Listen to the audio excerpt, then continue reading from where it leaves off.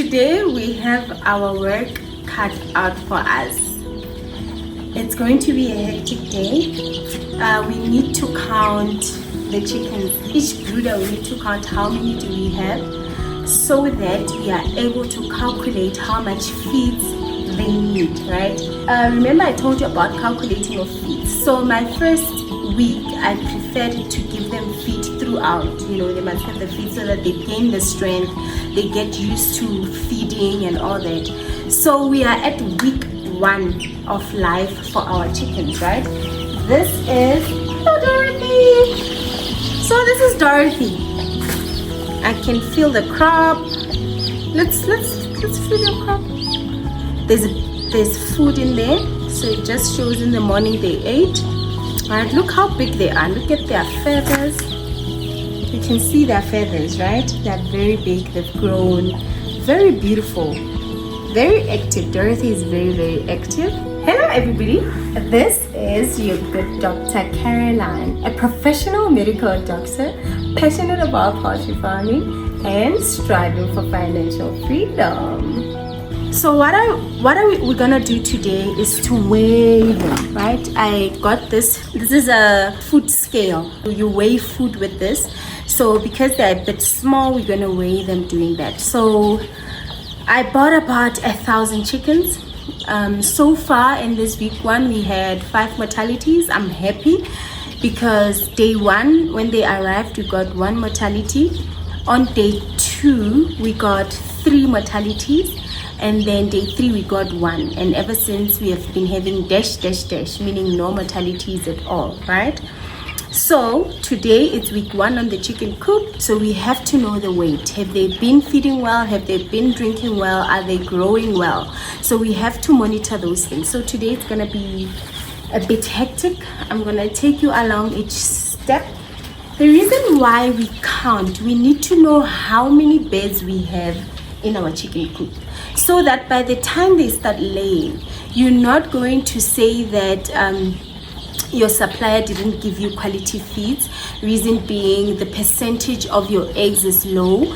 By that time you don't even know how many chickens you have on your chicken coop.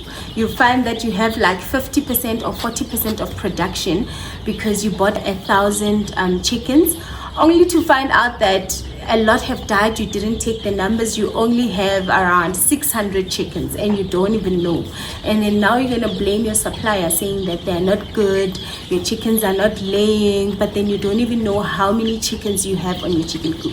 As much as it's hectic and it's gonna be a long day, but we need to count how many chickens do we have, right? Once we have the total number of chickens on our chicken coop, we will be able to calculate the feeds that we are supposed to give each chick each day. So how many grams per chick per day, right? There's a video I did about calculations of grams per chick per day, right? You will look at that on how to calculate. You also need the total number of chickens on your chicken coop. So you will be knowing, for example, if your chickens need 6 kgs per day, or let's just say they need 10 kgs per day for that day, you will give 60% of 10 kg in the morning, 40% of 10 kg in the afternoon, right? So you'll be knowing your chickens eat 10 kgs per day. You'll be able to weigh that. Remember I told you about the scale. So we have this. We'll be using our scale to weigh our feed. So we have 20-liter bucket where we'll be using it to weigh our feeds, right? We'll put it here, measure our feeds, and then come feed our chickens. So we'll be counting how many chickens do we have in each brooder, so that we are able to calculate how many grams per chick per day, because we want our chickens to grow. The energy you have, Dorothy, the energy. I love Dorothy's energy. You see, it's not weak, the crop is full, meaning she is feeding. But yes, say hi to everybody. Hello.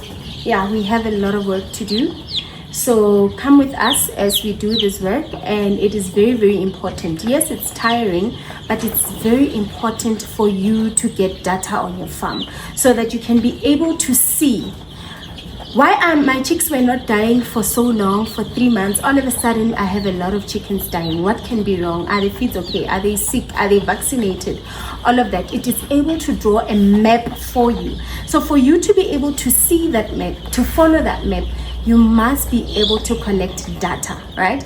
Now we know that we only had 3 mortalities at day 2, and then from there we don't have any mortalities.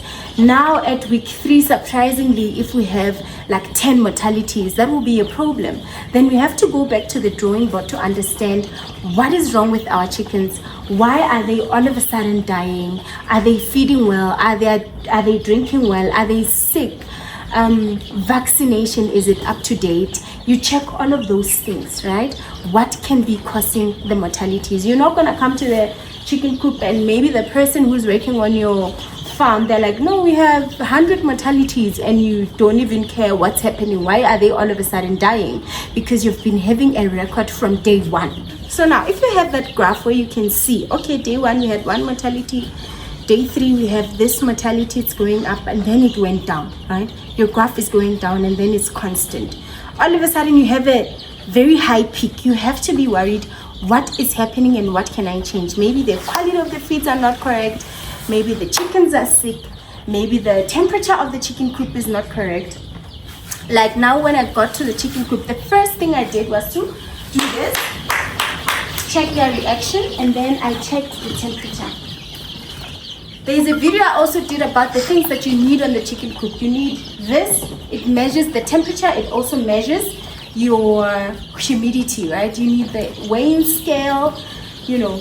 Then I'll check here. Okay, our humidity is 52%, our temperature is 27.7. We need humidity of 60%, right? At 52%, I'm not really that worried. If it was to be like 2%, then I would know that the air in this chicken coop is very dry and my chickens, they will get sick, or you know. But at 53%, it's not that bad. We are like 7% away from the 60% that you're looking for.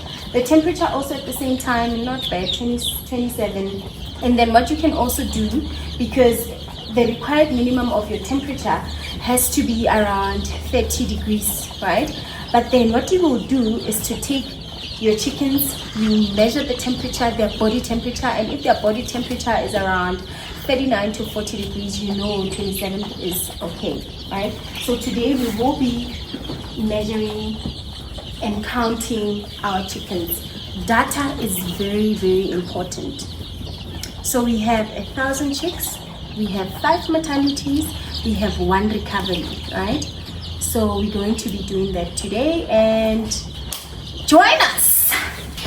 This brooder and this brooder have chickens that are equal in size, right? But this brooder, right, we found out that the chickens are too small when we were weighing them. So what are we gonna do is we are going to increase the size of the brooder, right? We're gonna give them more feeds compared to those 2 brooders, and then we're gonna monitor them more, right? Because we need to catch them up, right? Then after 2 weeks, which is next week, remember we need to release them from brooding. They'll be out of the brooding stage, right? So we don't want the bigger chickens to be bullying them.